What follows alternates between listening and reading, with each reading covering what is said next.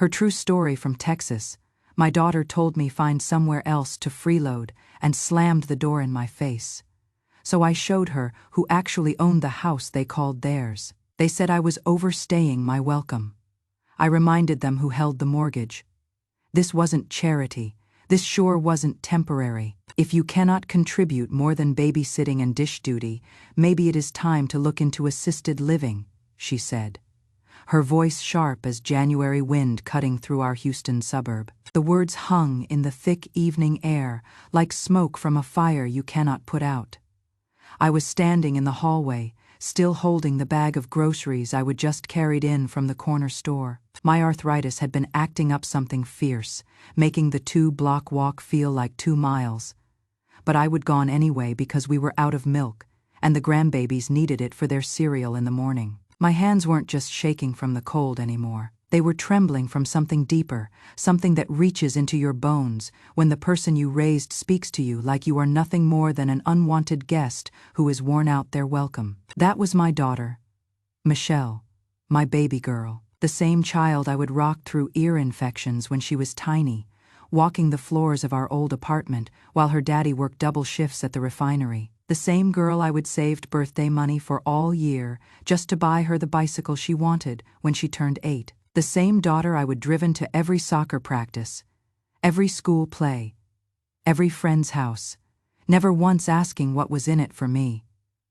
I didn't respond right away. Instead, I carefully set the grocery bag on the kitchen counter, my movements slow and deliberate, not from weakness, but from the kind of hurt that makes you move like you are underwater, where every action takes effort and time. The plastic handles had left red marks on my fingers, and I flexed them slowly, feeling the arthritis that had become my constant companion since the stroke 2 years ago. The kitchen was spotless, as always. I would spend the morning scrubbing the breakfast dishes, wiping down the counters, organizing the pantry shelves, the way Michelle liked them, canned goods arranged by size, labels facing forward, everything in perfect rows like a grocery store display. The afternoon had been spent folding 3 loads of laundry, including the bedsheets from the guest rooms upstairs.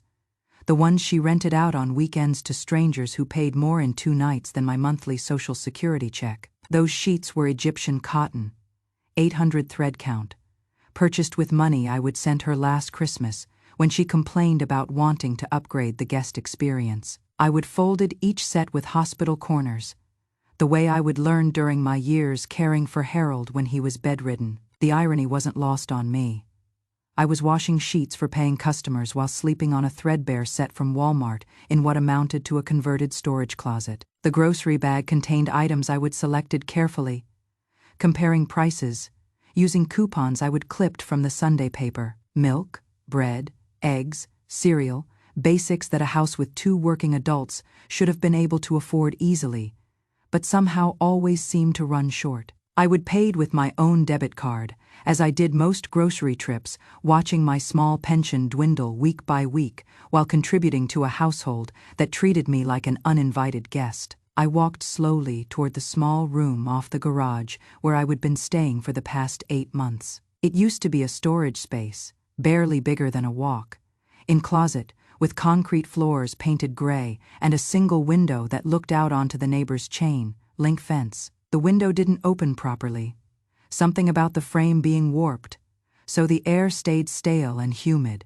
smelling faintly of motor oil and cleaning supplies from the garage. Michelle had moved me there after Thanksgiving, claiming the main house was too crowded with all the holiday guests they were expecting. She would made it sound temporary, apologetic even, saying it was just until after the new year when things settled down. You understand, don't you, Mom? It is just for a few weeks. The holiday guests never came. Thanksgiving dinner had been just our immediate family, Michelle, her husband Dave, little Emma, and Jake, and me. Christmas was the same small group, gathered around a table that could have seated 8 comfortably. But I stayed in that cramped room anyway, sleeping on a fold-out cot that Michelle had bought at a garage sale, surrounded by boxes of Christmas decorations that hadn't been opened in 3 years and sporting equipment from the kids' brief soccer phase. The room had no closet, so my clothes hung on a metal rolling rack that Michelle had picked up at a discount store. My shoes lived in a plastic bin under the cot. When I would ask about bringing my rocking chair from storage, the one Harold had made for me when I was pregnant with Michelle, she would said it would make the space feel cluttered, and we need to keep things minimal in there. The walls were bare, except for a small mirror. Michelle had hung near the door, the kind you would find in a public restroom. I would try to make the space feel more like home by arranging my few belongings neatly on a folding table that served as both dresser and desk. My Bible, reading glasses, a small lamp I would bought with my own money, and a framed photo of Harold that I would rescued from a box of old junk Michelle had been planning to donate. There was no privacy in that room. The garage door opener was mounted on the wall above my cot, and it groaned and rattled every time someone came or went. The sound would wake me at least 3 times each night. Dave leaving early for work, Michelle coming home from evening showings, teenagers from the neighborhood coming and going at all hours. But worse than the noise was the message it sent.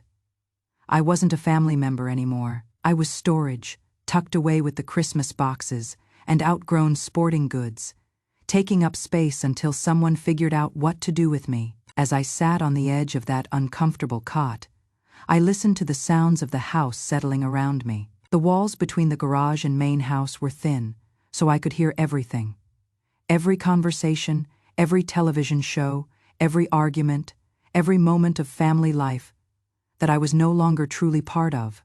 Upstairs, I could hear the television playing some reality show. Michelle watched religiously, something about housewives in expensive cities living dramatic lives. Her husband Dave's deep laughter echoed through the ceiling, along with the sound of ice clinking in glasses. They were having their evening drinks, something that had become a ritual since I would moved in. Wine for her, beer for him. Sitting in the living room, I would help furnish, discussing their day while I sat in silence below. The children were in their rooms, probably playing video games or scrolling through their phones, unaware that their grandmother was being slowly erased from the family she would help build.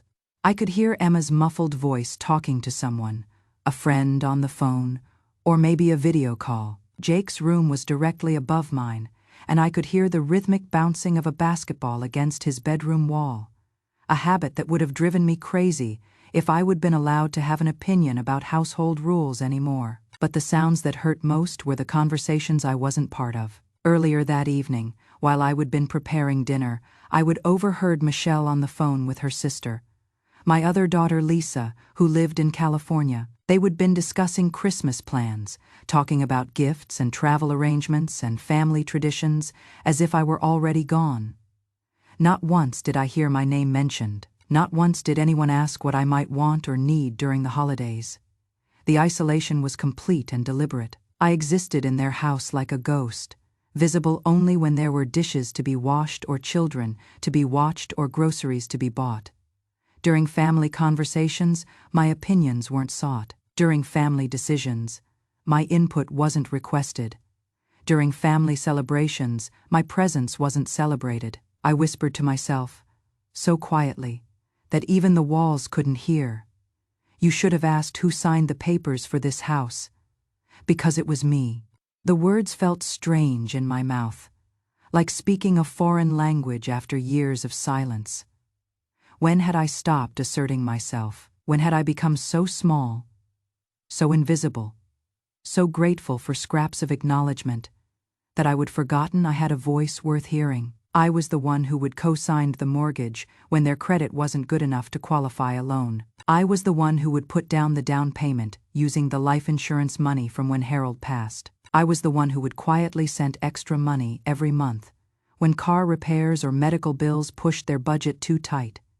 Never asking for recognition, just wanting to help my family stay stable and secure. The life insurance check had been $85,000, not a fortune, but Harold's legacy to me after 37 years of marriage and a lifetime of careful planning. We would bought that policy when Michelle was just a baby, scrimping and saving to pay the premiums, because Harold wanted to make sure I would be taken care of if something happened to him. He would been a practical man, a planner, someone who thought about consequences and prepared for difficulties.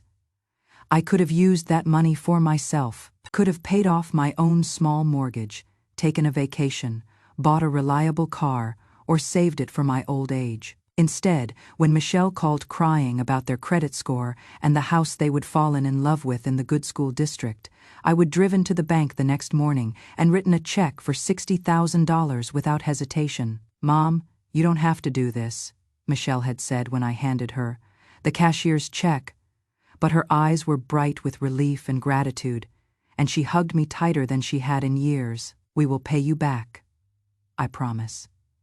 Once Dave gets his promotion, once my real estate business picks up, we will pay you back every penny."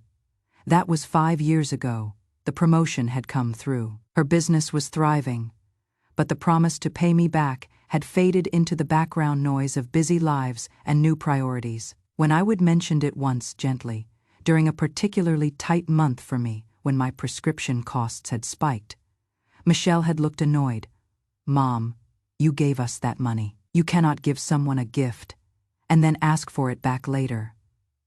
That is not how gifts work." But it hadn't been a gift. It had been a loan. An investment in my daughter's future, made with the understanding that family helps family, and that help flows both ways when it is needed. I would never ask for interest or demanded a payment schedule. I would just trusted that when I needed support, financial, emotional, or practical, it would be there for me the way I would been there for them. I would never told them about the other sacrifices I would made, how I would sold my own little house in Galveston 6 months later.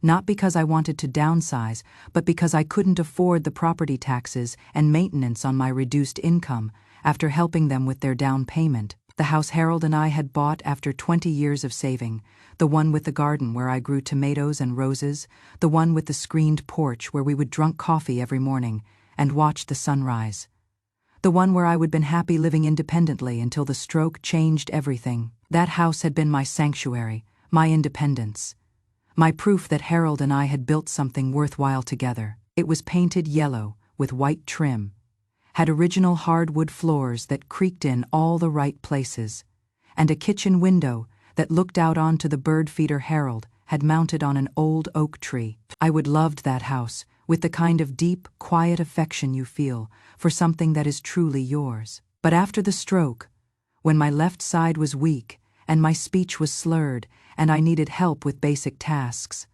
living alone had become dangerous. Michelle had suggested I sell and move closer to family. Just temporarily until you are fully recovered. The real estate market was good, she would assured me. I would make a profit, I could rent something small nearby and still have money left over. What she hadn't mentioned was that something small nearby would eventually become a storage room in her garage, and temporarily would stretch into months with no end in sight. When I moved in here, it was supposed to be temporary, just until I got my strength back and could manage on my own again. Michelle had said the grandchildren would love having me close by, that I could help with homework and bedtime stories. For a while, they did love it. Little Emma would crawl into my makeshift bed and listen to stories about when her mama was little. Jake would show me his drawings and ask me to help with math problems. His parents were too busy to explain. Emma was 8, then, with Michelle's dark hair and Harold's gentle brown eyes. She would always been the affectionate one. Quick to hug, eager to please, fascinated by stories about the old days. She would sit cross-legged on my cot while I brushed her hair before school, asking questions about what life was like when I was her age, when there were no computers or cell phones or Netflix. "Tell me about when Mama was little," she would beg, and I would share memories of Michelle's childhood, how she would insisted on wearing her princess dress to the grocery store every week, how she would try to teach our old dog Rex to shake hands, how she would climbed the big oak tree in our backyard and gotten stuck, crying until Harold climbed up to rescue her.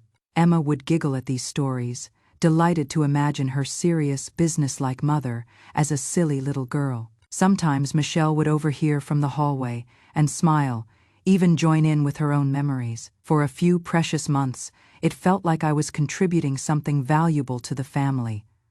Not just chores and childcare, but connection to the past. Stories that bound us together across generations. Jake was 10, quieter than his sister, but equally sweet in his own way. He was having trouble with fractions that year, and his parents would get frustrated trying to help him with homework after their long work days. I had all the time in the world, and all the patience in the world. We would sit at the kitchen table after dinner, working through math problems step by step, using M-frames or pieces of cereal to make the concepts concrete and visual. "Grandma, you are a way better teacher than Mrs. Peterson," he would tell me, and my heart would swell with pride and purpose. I was needed, I was helpful, I was making a difference in their young lives. But gradually, the warmth cooled into routine. Then routine hardened into obligation, and obligation soured into resentment. I wasn't family anymore, I was free labor. I watched the kids after school while Michelle ran her errands. Not just quick trips to the store, but lengthy appointments, networking meetings, property showings that could last hours. I cooked dinner most nights while she managed her rental business from her home office, fielding calls from potential guests and coordinating cleaning services for her properties. The children stopped climbing into my bed for stories. Emma started doing her homework at her desk in her own room. Door closed, music playing. Jake found help with math from online tutoring videos rather than asking me.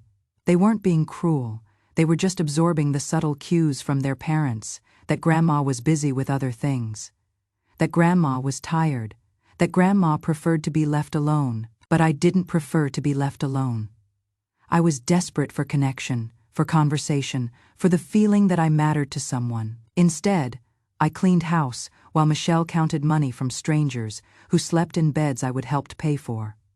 I did laundry for people who barely acknowledged my existence. I prepared meals for a family that had stopped seeing me as anything more than unpaid domestic help. I kept a small notebook hidden in my sock drawer, not for revenge but for remembering. In it, I wrote down every time Michelle asked me to watch the children so she could go out, every utility bill I would help with when money got tight, every grocery run I would made with my own card when the refrigerator was empty, every load of their laundry I would washed and folded while they were busy with other things. The list grew longer every week, but my voice in the house grew quieter. That night, I lay awake staring at the ceiling, thinking about my own mother. She would died in a state facility, alone except for the rotating shift of nurses who called her sweetheart, but never learned her name. I would promised myself I would never end up like that. Forgotten and invisible, yet here I was. Forgotten and invisible in my own daughter's home, surrounded by family who treated me like a burden they couldn't quite figure out how to discard. By morning, I would made a decision, not a dramatic one, not a final one, but a quiet shift toward reclaiming something I would almost lost completely. My sense of worth. I got up early, as I always did, and made pancakes for Emma and Jake. I poured Michelle's coffee into her favorite mug and set it by the coffee maker where she would find it. I smiled when she walked into the kitchen, even though she barely looked up from her phone.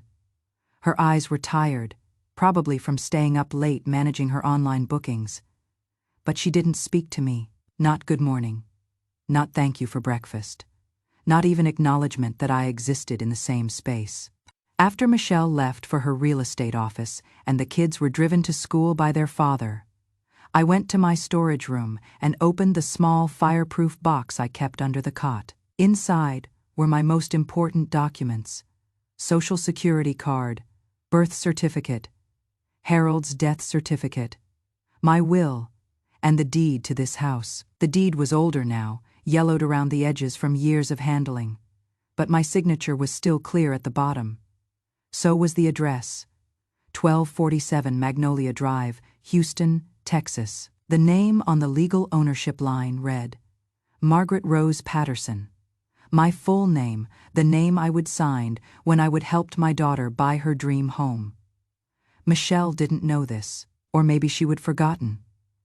Maybe she would convinced herself that time and monthly payments had somehow transferred legal ownership to her name. Maybe she would assume that because she made the mortgage payments now, she owned the house.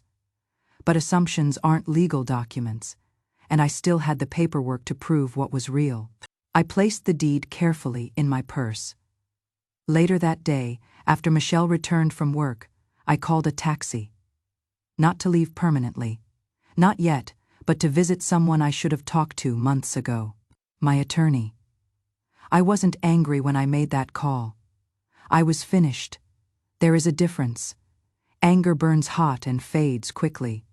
Being finished is cooler, steadier, more permanent. It is the feeling you get when you have given everything you have to give and received nothing but criticism in return. Attorney James Morrison had handled Harold's estate and helped me with financial planning after the stroke. He was a patient man with kind eyes who always offered me tea and asked about my grandchildren before getting down to business. His office was in an old Victorian house that had been converted to law offices, with high ceilings and tall windows that let in lots of natural light. The waiting room smelled like lemon oil and old books, and classical music played softly from hidden speakers. When I explained what I wanted to do, he leaned back in his chair and studied my face for a long moment. James had known me for 15 years, had seen me through Harold's death and my financial struggles afterward. He knew I wasn't impulsive or vindictive, but what I was proposing was serious, with consequences that couldn't be undone. "Are you certain about this, Margaret?" he asked gently, his voice carrying the weight of professional concern and personal care. These kinds of decisions can create permanent rifts in families. I have seen it happen before. Children who never speak to their parents again. Grandchildren who grow up not knowing their grandparents. Once trust is broken this way, it is very difficult to rebuild. I appreciated his honesty. Another lawyer might have simply processed the paperwork without question, eager for the fees and unconcerned about the emotional aftermath. But James understood that legal actions have human consequences, that families are fragile ecosystems that can be destroyed by single moments of anger or hurt. "The rift already exists," I replied, my voice steadier than I felt. "I am just making it official." He nodded slowly and pulled out the necessary forms. The paperwork was more complex than I would expected. Multiple documents that needed to be signed, notarized, and filed with different offices. Transfer deeds, tax implications, disclosure requirements. James explained each step carefully, making sure I understood not just what I was doing, but why each piece was necessary. We spent an hour going through the legal requirements, the paperwork, the implications. I wanted to transfer the house deed to my son Robert, Michelle's younger brother, who lived in Oklahoma City with his wife Sandra and their 3 children. Robert was the only one of my children who still called me regularly, not just on holidays or when he needed something, but every Sunday evening at 6 of the clock, like clockwork. Those Sunday calls had become the highlight of my week. Robert would put me on speaker so Sandra and the kids could talk too. They would share stories about school and work and weekend adventures. They would ask about my health, my activities, my thoughts on current events. They treated me like a person whose opinions mattered, whose experiences had value, whose presence in their lives was a blessing rather than a burden. Robert had offered several times to let me move in with his family, but I would always declined. Their house was smaller than Michelle's, with 3 children already sharing bedrooms. I didn't want to disrupt their lives or strain their finances. I didn't want to be a burden to anyone, didn't want to repeat the pattern I would fallen into here in Houston. But sitting in that lawyer's office, I realized that staying where I wasn't wanted was a different kind of burden, one I was placing on myself. I was sacrificing my dignity and self-worth to avoid inconveniencing others, but in the process, I was teaching my grandchildren that elderly people don't deserve respect, that family obligations flow only one direction, that love is conditional on usefulness. I signed the transfer documents with a steady hand. The pen moved across the paper like it was meant to do this, like this moment had been waiting for me to find it. Each signature felt deliberate, purposeful, like I was finally taking action after months of passive acceptance. Attorney Morrison notarized everything with his official seal, the one he would use on Harold's will, and countless other important documents that had shaped the direction of my life. "I will file these with the county clerk first thing tomorrow morning," he promised.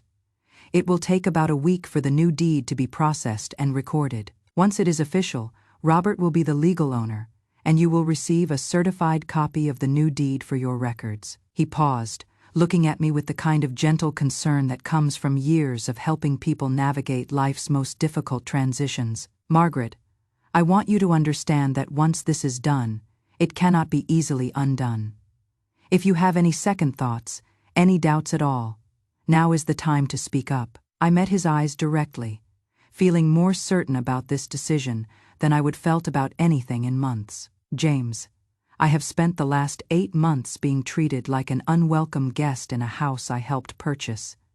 My daughter has made it clear that I am a burden she is only tolerating out of obligation. I refuse to live the rest of my life begging for scraps of dignity from people who should love me unconditionally." He nodded with understanding. "I will have everything filed by noon tomorrow. You should hear from Robert within the week." I thanked him and asked him to call me a taxi. The ride home felt different somehow. Not triumphant exactly, but purposeful. I watched the familiar streets of Houston roll by through the taxi window, thinking about all the times I would driven these same roads when Michelle was young, taking her to dance classes and piano lessons and birthday parties, never once imagining that someday she would be calculating my worth based on my contribution to her household expenses. That evening, I cooked dinner as usual. Chicken and rice, green beans, cornbread from scratch, using my mother's recipe. The kitchen filled with the warm, yeasty smell of baking bread, a scent that had always made our house feel like home. Michelle complained about a difficult client who was demanding a refund because of a stained towel and a booking that had fallen through when guests canceled at the last minute. I listened and nodded. But inside, something fundamental had changed. A weight I would been carrying for months had lifted from my shoulders. For the first time since moving into this house, I felt like I had power, like I had choices, like I was more than just a recipient of other people's decisions about my life. I was taking action on my own behalf, reclaiming agency over my own future. Dave barely acknowledged my presence during dinner, as had become his pattern. He would grunt a thank you when I set his plate in front of him, then eat in silence while scrolling through his phone. Sometimes he would share a funny video with Michelle or comment on a news story, but he never addressed me directly unless he needed something.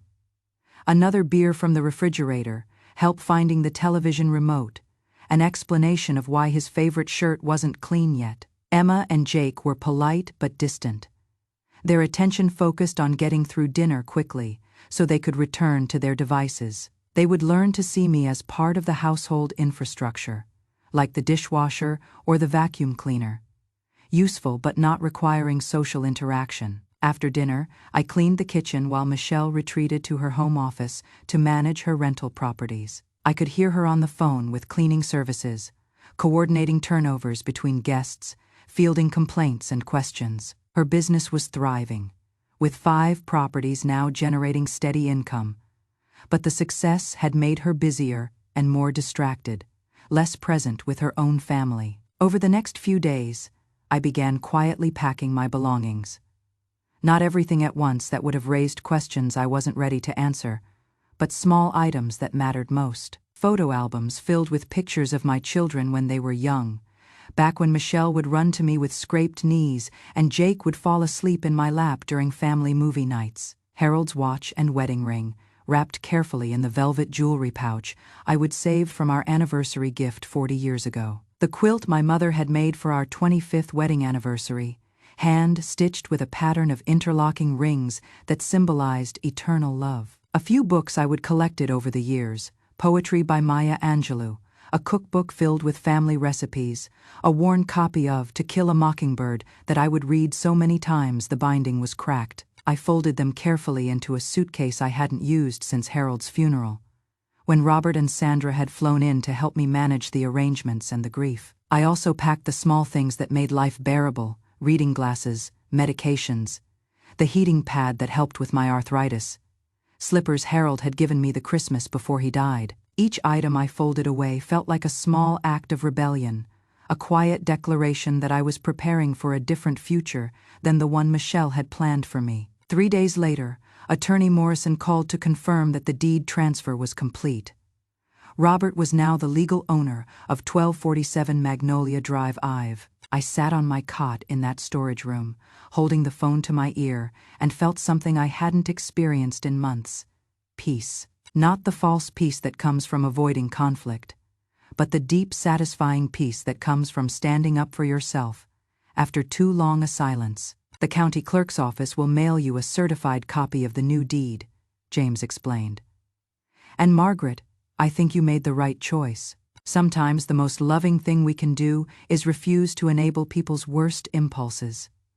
His words stayed with me long after we hung up. I would been so focused on being helpful, on being grateful for the roof over my head, that I would forgotten that enabling Michelle's disrespect wasn't helping her become a better person. It was teaching her that elderly people could be discarded, that family loyalty was a one-way street, that love was conditional on convenience. Robert called that evening, right on schedule for our Sunday conversation.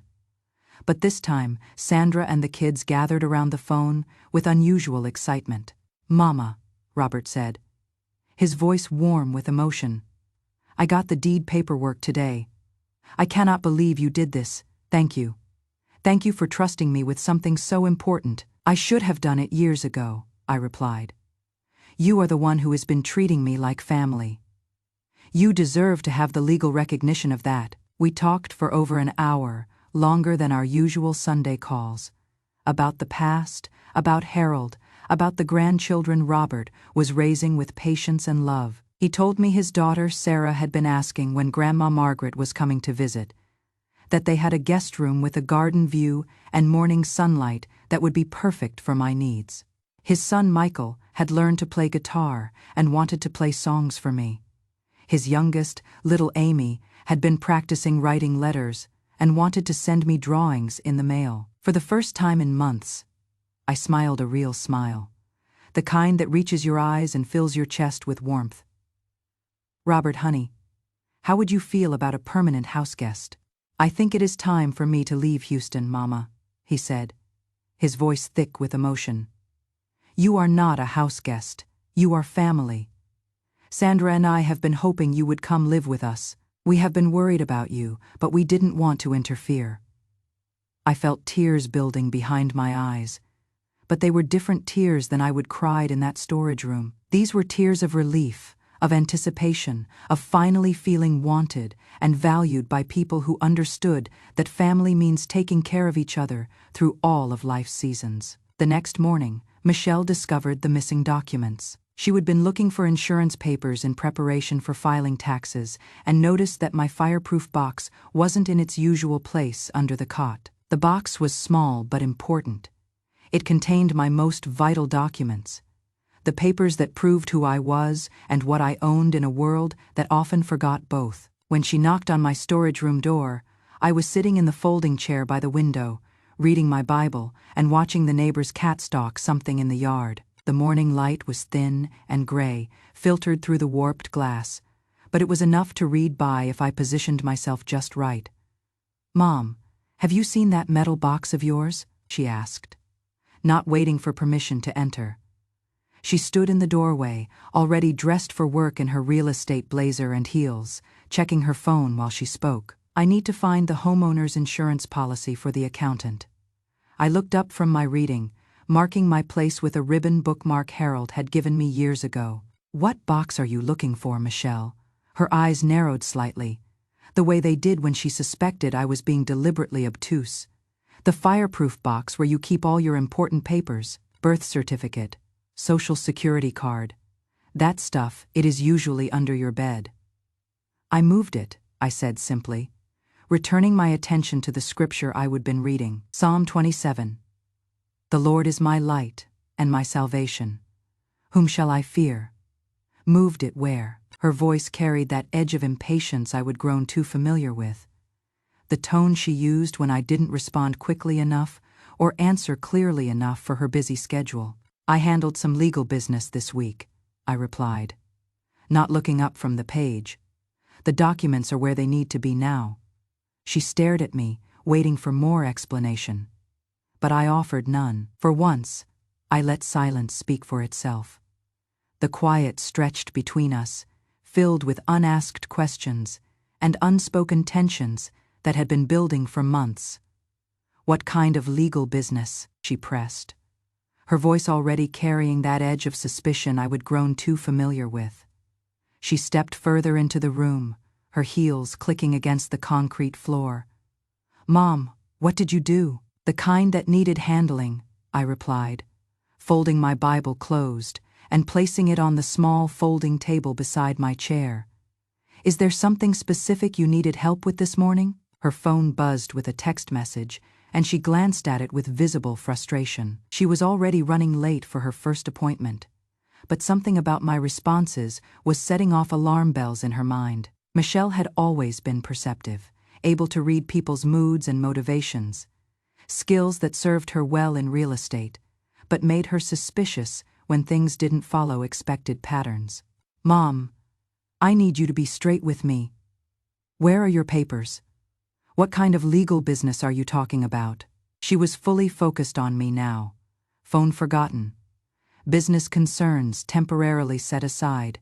I met her eyes directly, feeling calmer than I had in months. "I transferred the house deed to Robert yesterday. He is the legal owner now."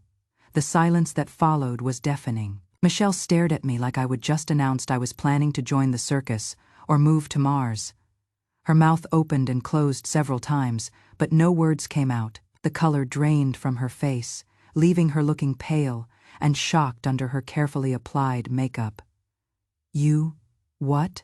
she finally whispered, her voice barely audible. "I gave the house to Robert," I repeated clearly.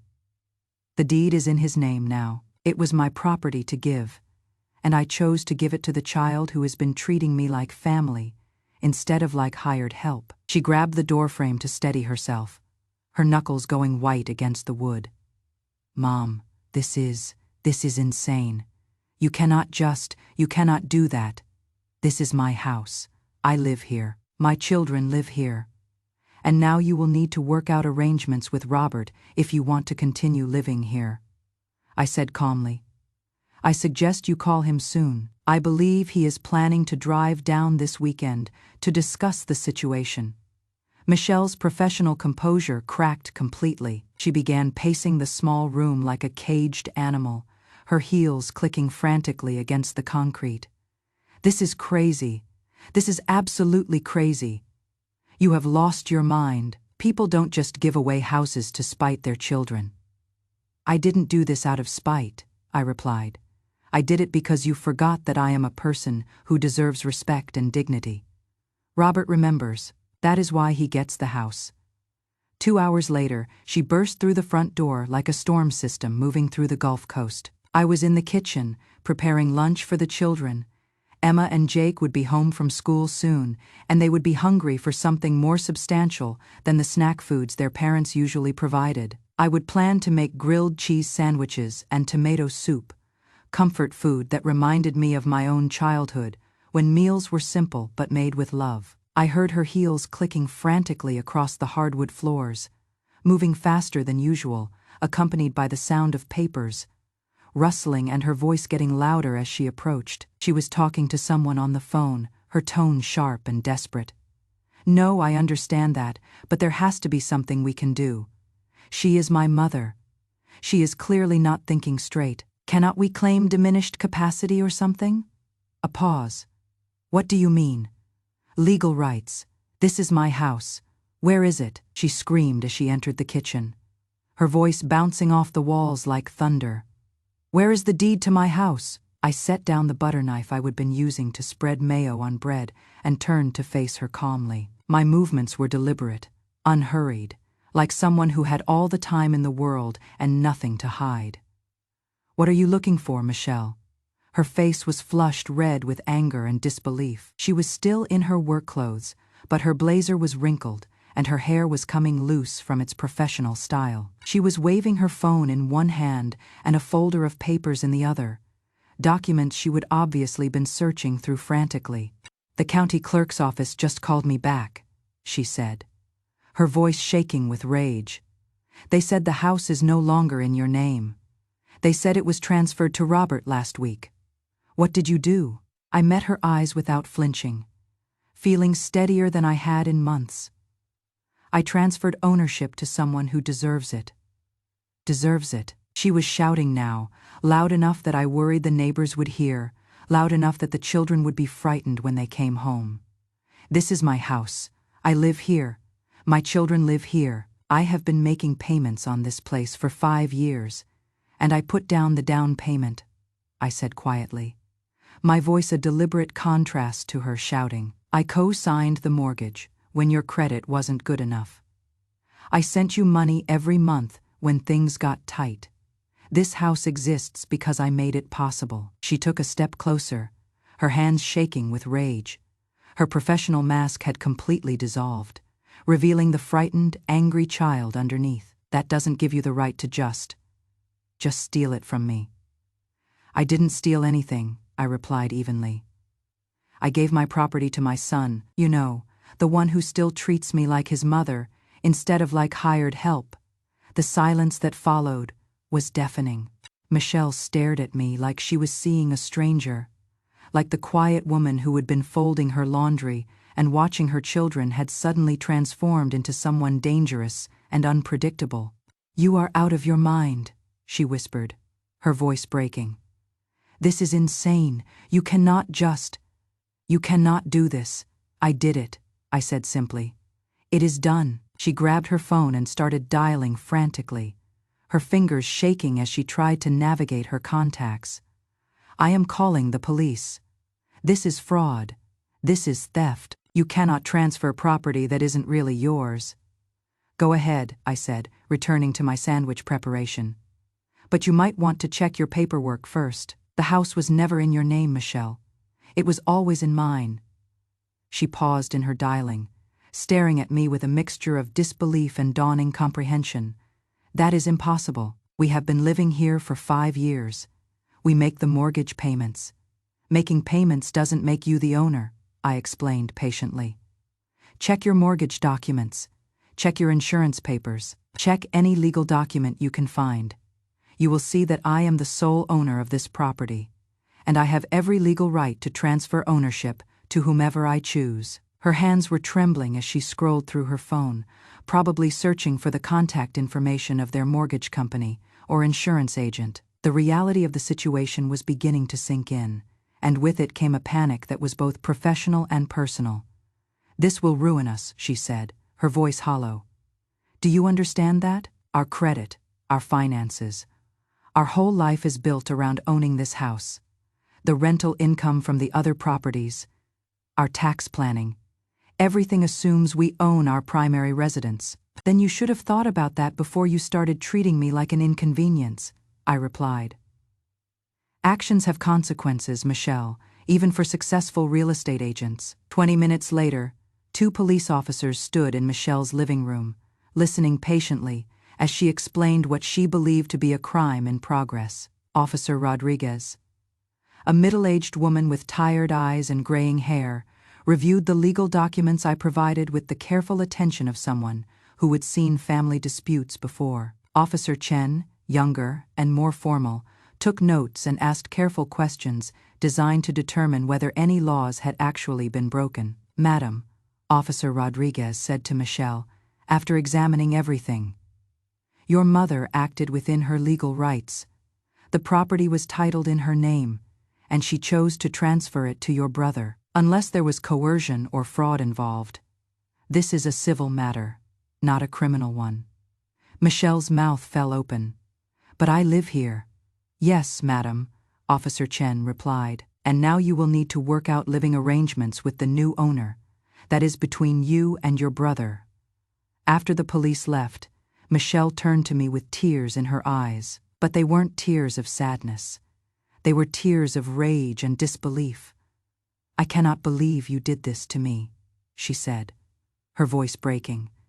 After everything I have done for you, after letting you live here, taking care of you." I looked at her for a long moment. This daughter I would raised and loved and sacrificed for. And I spoke the words I would been holding inside for months. "You didn't take care of me, Michelle. You warehoused me, you stuck me in a storage room and used me for free childcare and housekeeping. You stopped seeing me as your mother and started treating me like an inconvenient obligation." She opened her mouth to argue, but I held up my hand. "I didn't do this to hurt you," I continued. "I did it because you forgot that I am a person who deserves respect and dignity." Robert remembers. That is why he gets the house. That evening, Robert called Michelle directly. I wasn't part of the conversation, but I could hear her voice rising and falling through the thin walls as she tried to negotiate, argue, and eventually plead her case. When the call ended, she came to my storage room with red eyes and a different tone. "Robert says we can keep living here if we pay rent," she said quietly. "Market rate rent," I nodded. "That seems fair." "Fair?" She laughed bitterly. "Fair would be getting some warning before you decided to blow up my life. Fair would have been treating me like family instead of like an employee," I replied. "Fair would have been asking what I needed instead of just telling me what you needed from me." She stared at me for a moment longer, then turned and walked away. Later that night, I heard her on the phone with her husband, making plans, calculating costs, figuring out how they were going to afford the monthly rent on a house they would thought they owned. I felt no satisfaction in their stress, but I felt no guilt either. For the first time in months, I felt like I mattered. 2 weeks later, Robert drove down from Oklahoma City with a moving truck and a plan. When he hugged me in the driveway, he held on longer than usual, and I realized how much I would missed being hugged by someone who actually wanted to touch me. "You ready to come home with me, Mama?" he asked. "More than ready," I replied. But before we left Houston, Robert had one more surprise. He didn't want to sell the house or keep it as a rental property like Michelle had been doing with her other investments. He wanted to do something meaningful with it, something that would honor the years of love and sacrifice I would put into making it possible. "What if we turned it into a community center?" he suggested as we sat on the front porch, watching Michelle load boxes into her own moving truck with the help of 2 friends she would recruited. A place for senior citizens, for people who need community and support. There are so many elderly folks in this neighborhood who are isolated, lonely, forgotten by their families. I looked at the house I would helped create, at the windows I would cleaned countless times, at the garden where I would taught Emma to plant flowers before our relationship cooled into obligation and resentment. The idea settled in my heart, like a seed finding good soil, something that could grow and flourish and provide shelter for others. "What would we call it?" I asked, imagining the transformation from rental property to community gathering place. Robert smiled, the same gentle expression he would worn as a little boy when he brought me dandelions from the yard, thinking they were the most beautiful flowers in the world. "How about the Margaret house?" After the woman who made it all possible, I felt tears building behind my eyes, but they were different tears than I would cried in that storage room. These were tears of recognition, of finally being seen and valued, of having my contributions acknowledged and honored. For months, I would been invisible in this house, treated like furniture or hired help. Now Robert was proposing to put my name on the building, to create a legacy that would outlast all of us. "Robert, honey, that is the most beautiful idea I have ever heard," I said, reaching over to squeeze his hand. "But are you sure? It is a big undertaking, converting a residential property into a community center.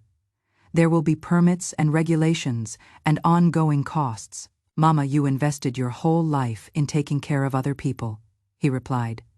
"This house exists because of your sacrifices. If we can use it to keep taking care of people, that seems like the perfect way to honor your legacy." We spent the next month transforming the house, working alongside volunteers from Robert's church and members of the local senior center who were excited about having a neighborhood gathering place. The work was both physical and emotional, clearing out the rental furnishings that had never felt like home, bringing in comfortable chairs and card tables, creating spaces designed for connection rather than profit. We painted the walls warm yellow, a color that felt cheerful and welcoming even on cloudy days. We hung family photos, not just mine, but photos that community members brought to share, creating a gallery of life stories and memories that filled the hallways with love and history. The kitchen became a place for potluck dinners and cooking classes, where people could share traditional recipes and learn new techniques while building friendships over shared meals. The living room, where I would once eaten alone while Michelle entertained guests in the dining room, was converted into a library and conversation area. We filled built-in bookshelves with donated novels, biographies, poetry collections, and practical guides. Comfortable armchairs were arranged in small groupings that encouraged intimate conversations, and a large coffee table in the center provided space for jigsaw puzzles, board games, and craft projects. The dining room became a multi-purpose space for larger gatherings, book clubs, birthday parties, holiday celebrations, and educational presentations. We kept Michelle's long table but replaced her formal chairs with padded folding chairs that were easier for elderly backs and arthritic joints. The walls were decorated with local artwork and inspirational quotes about community, friendship, and the value of every person regardless of age. The garage was converted into a workshop space where people could learn new skills or work on projects together. Robert installed pegboards for tools, workbenches for crafts, and good lighting for detailed work. We offered classes in woodworking, quilting, jewelry making, and home repair, practical skills that helped people maintain their independence while providing opportunities for teaching and learning from each other. Even my former storage room was transformed. We turned it into a quiet meditation and prayer space with comfortable cushions, soft lighting, and windows that we enlarged to let in more natural light. It became a place where people could find solitude when they needed it, or gather for small group discussions about grief, spirituality, and life transitions. The Margaret House opened its doors on a Tuesday morning in March, with a simple ribbon-cutting ceremony attended by neighbors, city council members, and local reporters who had heard about our unusual approach to senior services. Our first visitors were Mrs. Chen from down the street, who had been lonely since her husband died the previous winter, and Mr. Rodriguez, a veteran who was struggling with isolation after retirement from his job at the post office. Mrs. Chen brought homemade cookies and stories about her childhood in Taiwan. Mr. Rodriguez shared photographs from his military service and taught a group of younger seniors how to play poker. By the end of the first week, we had 20 regular visitors. By the end of the month, we had a waiting list for some of our popular activities and were already planning to expand our hours. People came not just for activities, but for the feeling of being welcomed, of having their stories heard, of mattering to someone. We didn't charge fees or require memberships or ask for proof of income or insurance. We just opened the doors and invited people in, creating the kind of unconditional acceptance that I would been craving during my months of feeling unwanted and invisible. The transformation was remarkable to witness. People who had been isolated and lonely began forming friendships, sharing resources, looking out for each other. A retired teacher started a literacy program for adults who had never learned to read well. A former nurse organized a support group for caregivers dealing with aging spouses. A widowed grandfather began teaching origami to children whose parents dropped them off after school.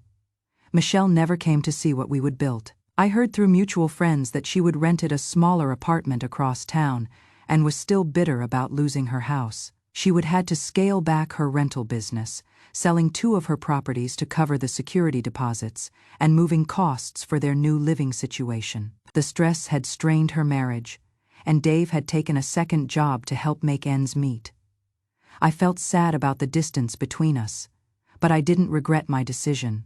Sometimes love means letting people learn from the consequences of their choices, even when those consequences are painful. I would spend too many years enabling Michelle's selfish behavior, teaching her that she could treat me poorly without facing any real consequences. Emma and Jake visited the Margaret House once, brought by Robert during one of his trips to Houston. They were shy at first, overwhelmed by all the unfamiliar elderly faces, and confused about why their grandmother was being treated like a celebrity in a place that used to be their home. But gradually, they warmed up to the attention and affection from people who were genuinely interested in their thoughts and experiences.